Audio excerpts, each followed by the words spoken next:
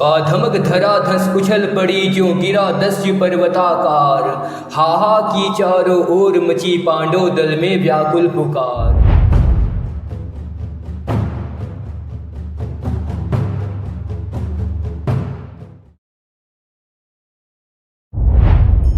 है कहाँ पार्थ राधे गरजता था शर्षण।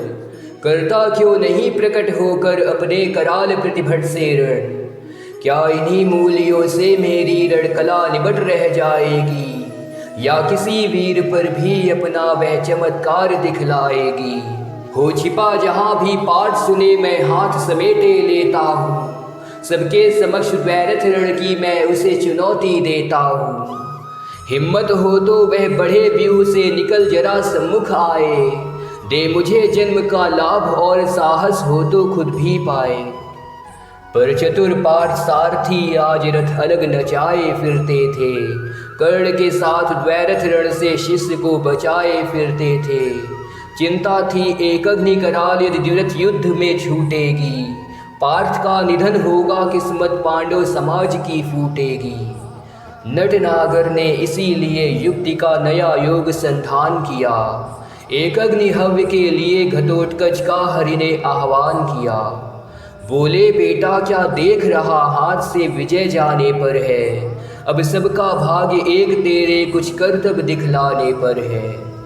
यह देख कर्ण की विशिख वृष्टि कैसे कराल झड़लाती है, गो के समान पांडव सेना भय विकल भागती जाती है। तिल भर भी भूमि न कहीं खड़े हों जहाँ लोग सुस्थिर क्षण भर, सारी रणभू पर बरस रहे एक ही कर्ण के बाण प्रखर। यदि इसी भांति सब लोग मृत्यु के घाट उतरते जाएंगे, कल प्रात कौन सेना लेकर पांडव संगर में आएंगे। है विपद की घड़ी कर्ण का निर्भय गाढ़ प्रहार रोक, बेटा जैसे भी बने पांडवी सेना का संहार रोक। फूटे जो वन्यमुखी पर्वत जो उठे सिंधु में प्रलय ज्वार, कूदा रण में त्यों महाघोर गर्जन कर दानव की माकार। सत्य ही असुर के आते ही रण का वह क्रम टूटने लगा, कौरवी अनी भयभीत हुई धीरज उसका छूटने लगा। है कथा दानवों के कर में थे बहुत बहुत साधन कठोर, कुछ ऐसे भी जिन पर मनुष्य का चल पाता था नहीं जोर। उन अगम साधनों के मारे कौरव सेना चिघार उठी, ले नाम कर्ण का बार बार व्याकुल कर हाहाकार उठी। लेकिन अजस्त्र शर भ्रष्ट निरत अनवरत युद्धरत धीर कर्ण, मन ही मन था हो रहा स्वयं इस रण से कुछ विस्मित विवर्ण। बाणों से तिल भर भी अबिद्ध था कहीं नहीं दानव का तन, पर हुआ जा रहा था वह पुष्पल पल कुछ और अधिक भीषण। जब किसी तरह भी नहीं रुद्ध हो सकी महादानव की गति, सारी सेना को विकल देख बोला कर्ण से स्वयं कुरुपति। क्या देख रहे हो सखे दस्यु, क्या ऐसे कभी मरेगा यह, दो घड़ी और जो देर हुई सबका संहार करेगा यह। हे वीर विलपते हुए सैन्य का अचिर किसी विदित्राण करो, अब नहीं अन्य गति आंख मूंद एक अग्नि का संधान करो।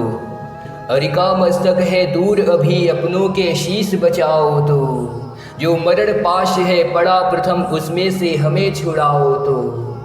सुन सहम उठा राधेय मित्र की ओर फेज निज चकित नयन, झुक गया विवस्था में कुरुपति का अपराधी का तर आनन।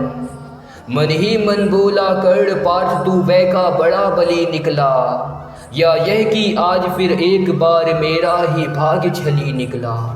रहता आया था मुदित कर्ण जिसका अजय शंबल लेकर, था किया प्राप्त जिसको उसने इंद्र को कवच कुंडल देकर। जिसकी करालता में जय का विश्वास अभय हो पलता था, केवल अर्जुन के लिए उसे राधेय जुगाए चलता था। वह काल सर्पिणी की जीव्या वह अटल मृत्यु की सगी स्वसा, घातकता की वाहनी शक्ति यम की प्रचंड वह अनल रसा।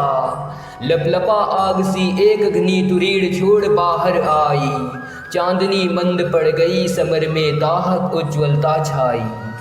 कर्ण ने भाग्य को ठोक उसे आखिर दानव पर छोड़ दिया, विन्न हो कुरुपति को विलोक फिर किसी और मुख मोड़ लिया। उस असुर प्राण को वेद दृष्टि सबकी क्षण भर त्रासित करके एक अग्नि ऊपर लीन हुई अंबर को उद्भासित करके। पाधमक धरा धस उछल पड़ी जो गिरा दस्यु पर्वताकार। हाहा की चारों ओर मची पांडव दल में व्याकुल पुकार। नरवीर युधिष्ठिर नकुल भीम रह सके कहीं कोई ना धीर।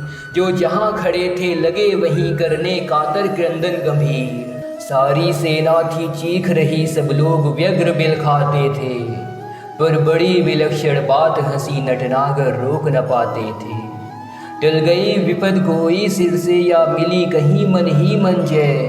क्या हुई बात क्या देख हुए केशव इस तरह विगत संशय।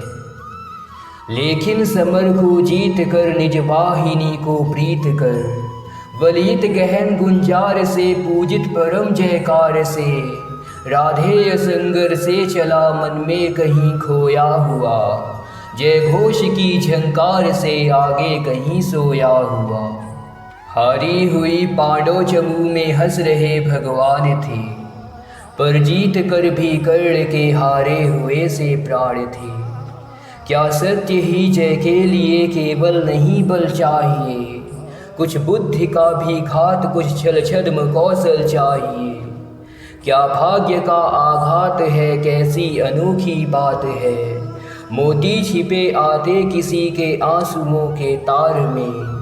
हंसता कहीं अभिशाप ही आनंद के उच्चार में। मगर यह कर्ण की जीवन कथा है। नियति का भाग्य का इंगित वृथा है। मुसीबत को नहीं जो झेल सकता। निराशा से नहीं जो खेल सकता। पुरुष क्या श्रृंखला को तोड़ करके चले आगे नहीं जो जोर करके।